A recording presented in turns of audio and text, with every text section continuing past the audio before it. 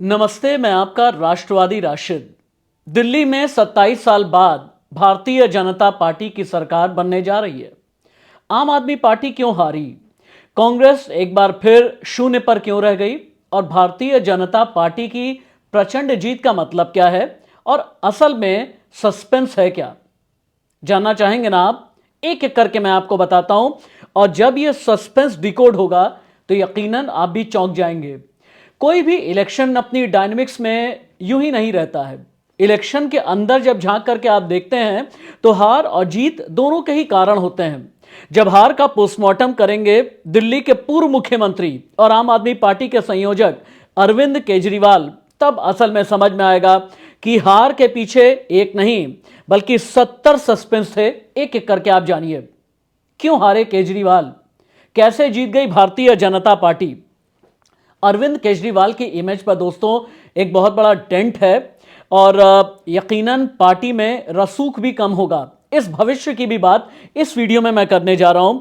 लेकिन हार का कारण नंबर एक, बार बार दिल्ली के पूर्व मुख्यमंत्री और आम आदमी पार्टी के संयोजक अरविंद केजरीवाल भारतीय जनता पार्टी पर अनर्गल आरोप लगाते रहे। याद है ना आपको? हरियाणा से जहरीला पानी भेजा जा रहा है, इस तरह के आरोप लगाए। एलजी बार बार दखल दे रहे हैं काम में, इस तरह का आरोप लगाया गया। काम नहीं करने दिया जा रहा, इस तरह के आरोप लगाए गए। दिल्ली पुलिस काम में अड़ंगा लगा रही है, यह आरोप लगाया।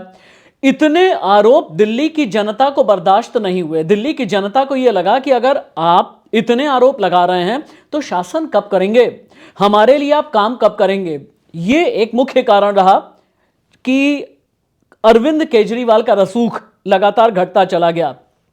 हरियाणा पर याद है ना, जहरीला पानी भेजने का आरोप तक भी लगा दिया था। हालांकि उसे लेकर बाद में बहुत ज्यादा एम्बैरेसमेंट भी आम आदमी पार्टी को झेलनी पड़ी थी।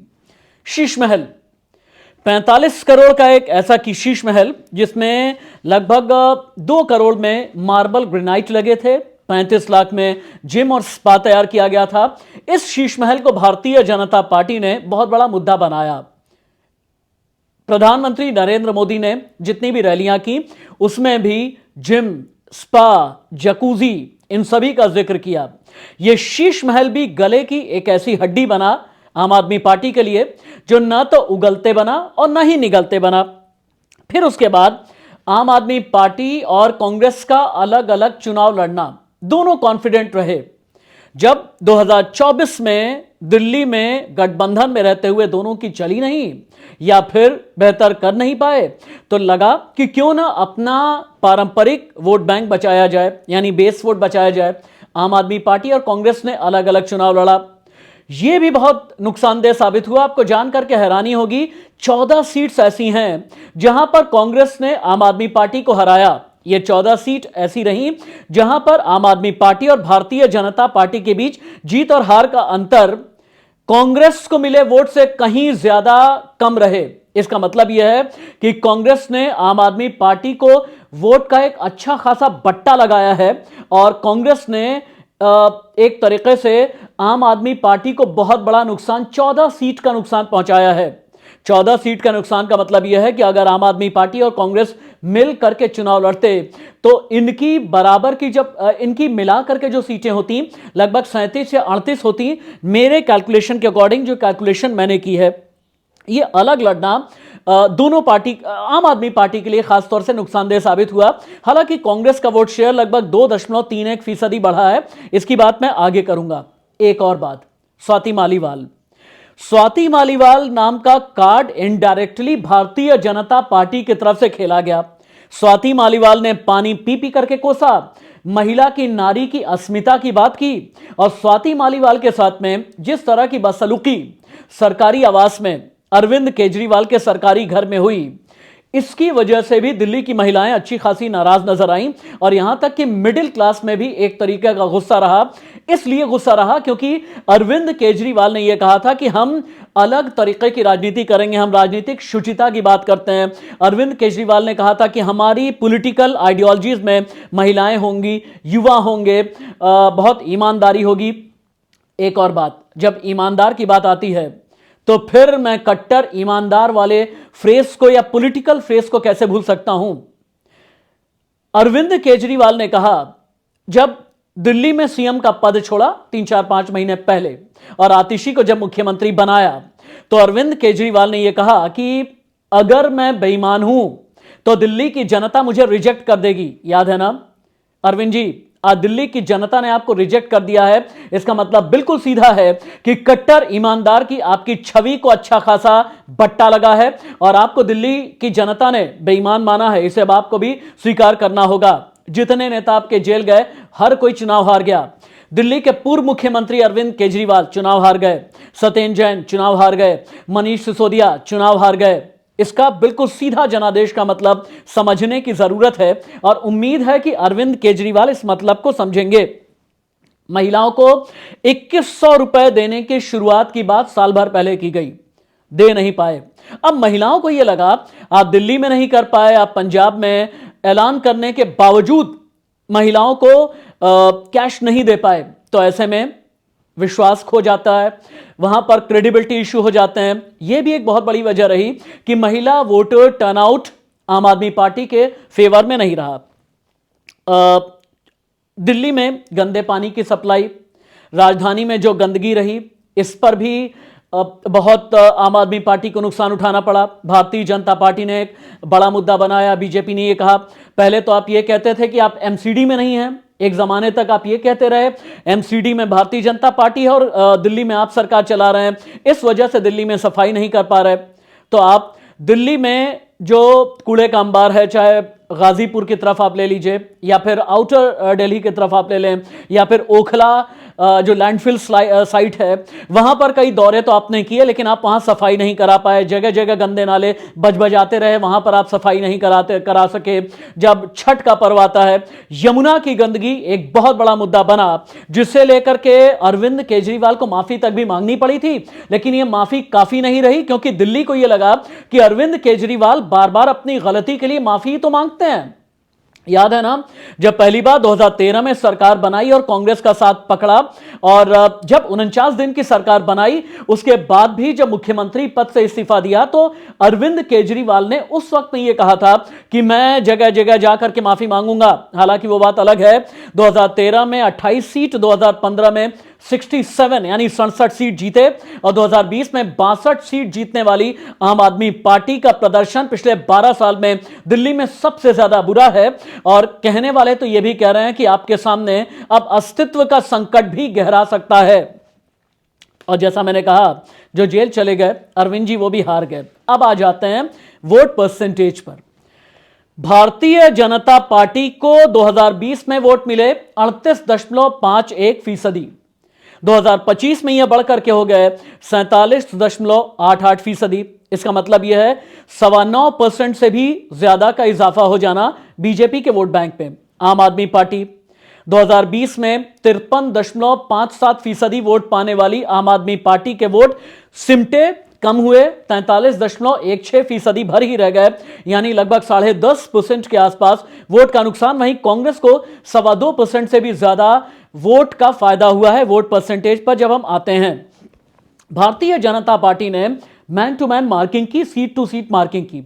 भारतीय जनता पार्टी ने आम आदमी पार्टी के जो 26 गढ़ हैं, पिछले 12 साल में जितने भी चुनाव हुए, चाहे 2013 का चुनाव हो, 2015 का, 2020 का, 26 सीटें ऐसी रहीं जिस पर आम आदमी पार्टी ने जब से चुनाव लड़ा कभी भी हारी नहीं।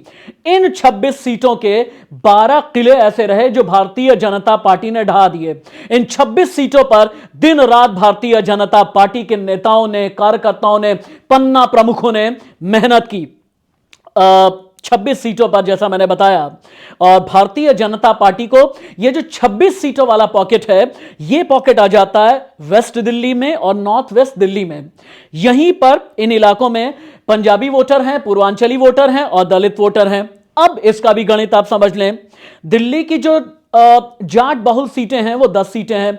यहां पर भारतीय जनता पार्टी ने क्लीन स्वीप कर लिया है, यानी जहां पर पंजाबी, पूर्वांचली, दलित और जाट बहुल सीटें हैं वहां पर भारतीय जनता पार्टी ने जम करके अपना फोकस किया। दलित वोट बैंक बटे हैं, मुसलमान बटे हैं, इसमें कोई दो राय नहीं है। मुस्लिम वोट बैंक कांग्रेस की वजह से भी बटे और AIMIM की वजह से मुस्तफाबाद में बटा है और ओखला में भी बटा है, जिसकी बात मैं आगे करने जा रहा हूं। अब आ जाते हैं जिन जाट बहुल्य सीटों की मैं बात कर रहा था। नरेला, रिठाला, मुंडका, नांगलोई जाट, विकासपुरी, मटियाला, नजफगढ़, बिजवासन, पालम और महरौली जहां से गजेंद्र यादव जीत करके आए हैं, और हालांकि वो विवादों में भी रहे थे, लेकिन ये 10 बीजेपी की जाट बहुल्य सीटें हैं जो क्लीन स्वीप के तौर पर रही, यानी आम आदमी पार्टी को यहां पर हार मिली। लेकिन ये चुनाव जानते हैं, केजरीवाल ब्रांड की जो पॉलिटिक्स है इसी पर रेफरेंडम बन गया, और ये रेफरेंडम बनाया भारतीय जनता पार्टी ने। और ब्रांड केजरीवाल की पॉलिटिक्स का जो एक इमेज बना हुआ था, ये इमेज पूरी तरह से ब्रेक हुई है अरविंद केजरीवाल की, क्योंकि एक और बात समझ नहीं पाया अरविंद कि 3 अलग अलग लेयर की एंटी इनकम्बेंसी। होता क्या है, जो सीजन पॉलिटिशियंस होते हैं, भारतीय जनता पार्टी, कांग्रेस, ये सब ऐसी पार्टीज हैं जिनके पॉलिटिकल मैनेजर्स जो होते हैं, जो स्ट्रेटेजिक अफेयर्स इनका देखते हैं, जो इनकी रणनीति तैयार करते हैं, वो जानते हैं कि एंटी इनकम्बेंसी कितने लेयर की होती है। और यहीं पर आम आदमी पार्टी से चूक हो गई।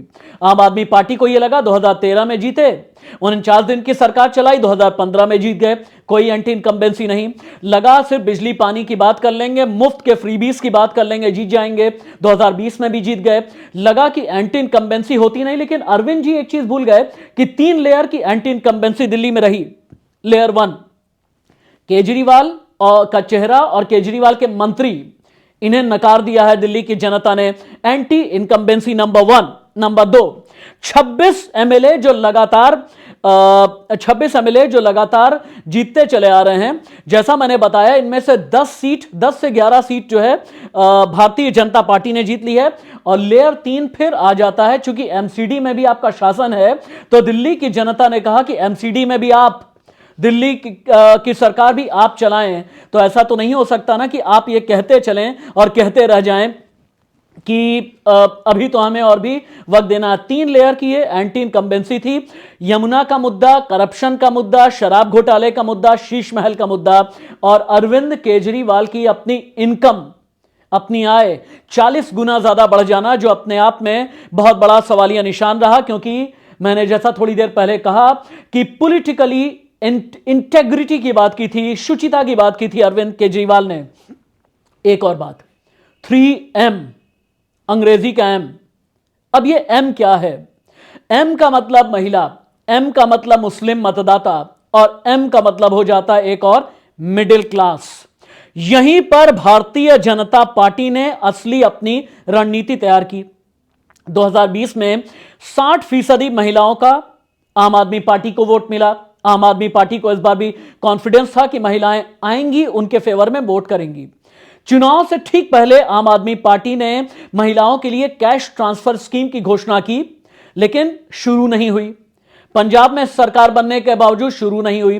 अब भारतीय जनता पार्टी ने क्या किया? बीजेपी ने महाराष्ट्र में जीत करके स्कीम शुरू कर दी, मध्य प्रदेश में जीत करके स्कीम शुरू कर दी, हरियाणा में जीत करके स्कीम शुरू कर दी। महिला वोटर को यह लगा महिला वोटर्स के साथ तो बीजेपी है, आम आदमी पार्टी तो वादा करके भी पूरा नहीं करती।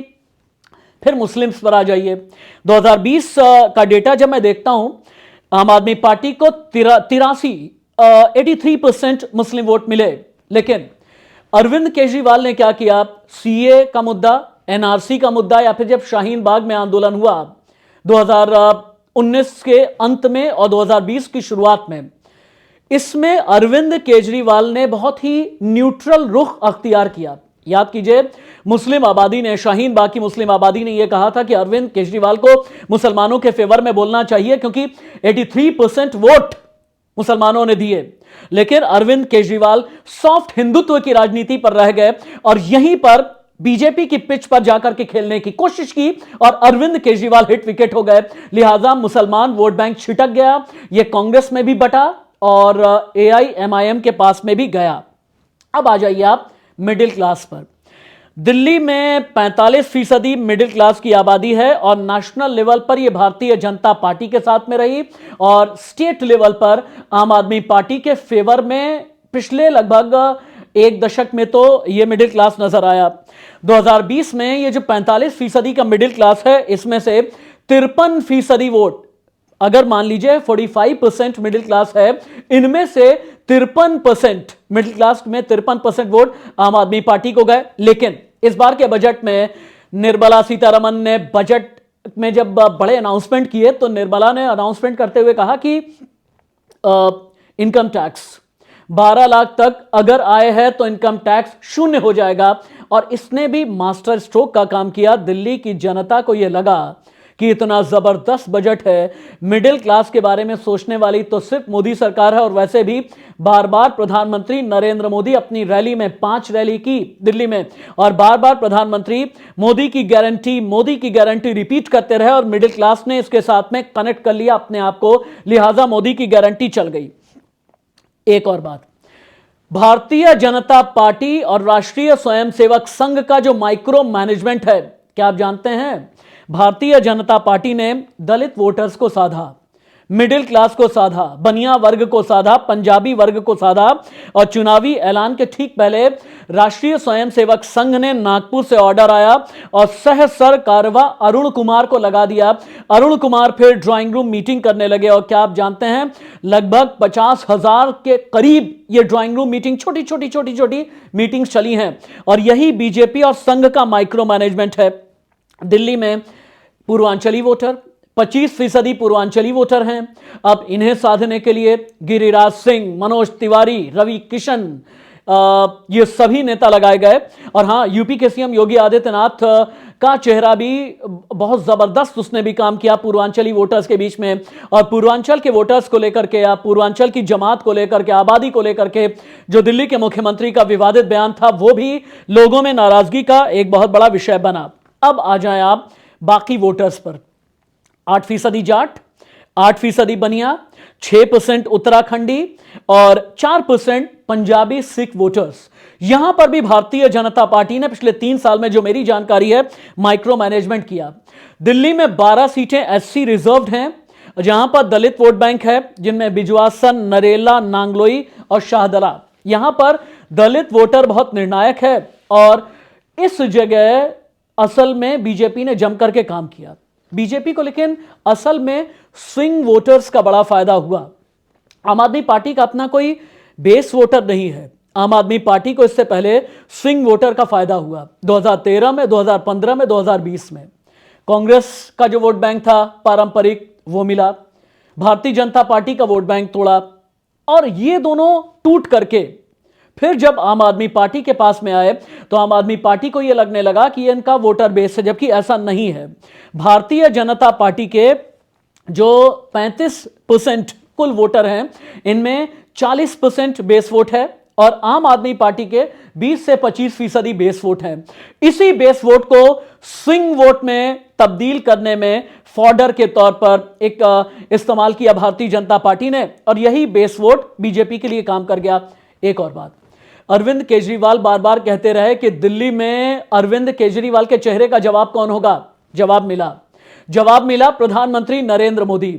जितनी भी रैली हुई, चाहे वो प्रधानमंत्री नरेंद्र मोदी की हो, गृह मंत्री अमित शाह की हो, केंद्रीय मंत्रियों की हो, भारतीय जनता पार्टी के सांसदों की हो, जितने रोड शो हुए, जितनी मोहल्ले जाकर के जो मीटिंग हुई, हर जगह यह कहा गया आपका एक एक वोट प्रधानमंत्री नरेंद्र मोदी को पड़ेगा। याद कीजिए आप, मैंने नोट करके रखा, प्रधानमंत्री नरेंद्र मोदी ने 5 रैली की, 33 बार मोदी की गारंटी का इस्तेमाल किया, 33 टाइम्स।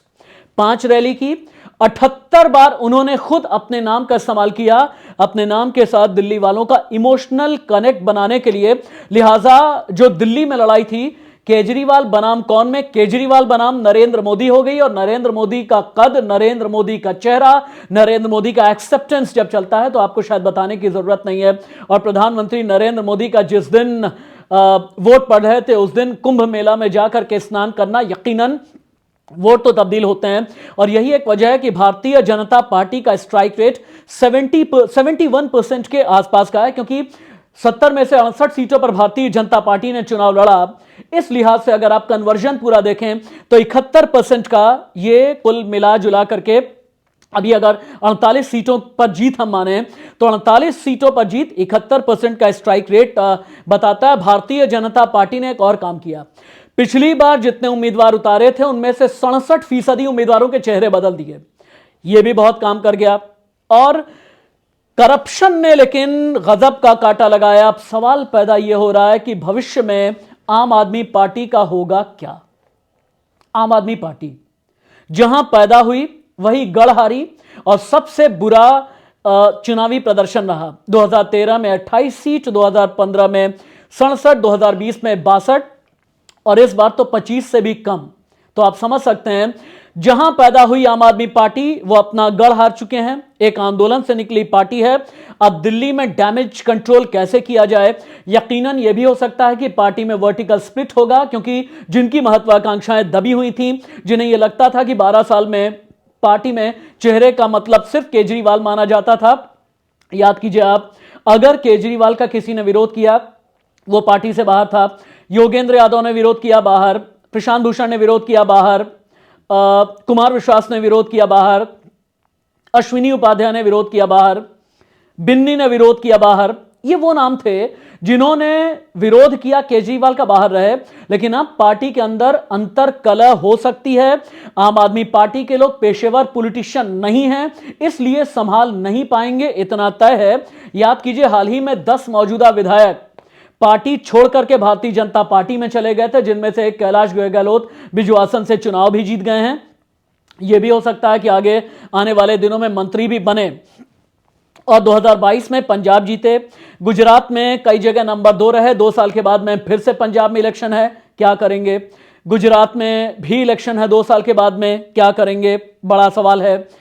एक और बात जो शायद भूलनी नहीं चाहिए, भारतीय जनता पार्टी ने अनडिक्लेयर्ड सीएम के तौर पर प्रवेश वर्मा को प्रोजेक्ट तो कर दिया था, लिहाजा सांसदी जाने के बावजूद उनका सरकारी आवास खाली नहीं कराया गया।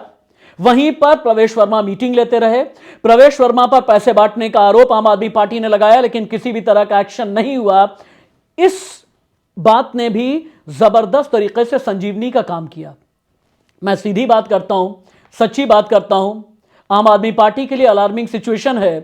कांग्रेस के लिए भी सोचने का विषय है, क्योंकि कांग्रेस के लिए नए मीम चल रहे हैं।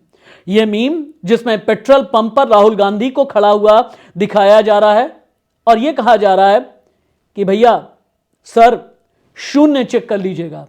0 से ऊपर इस बार भी कांग्रेस उठ नहीं पाई, लेकिन हां, भारतीय जनता पार्टी ने अपना 27 साल का वनवास काटा है। दिल्ली में भी अब डबल इंजन की सरकार है। अंत में आपकी ही बात, न स्याही के दुश्मन न सफेदी के दोस्त, हमें आईना दिखाना है, दिखा देते हैं। नमस्ते।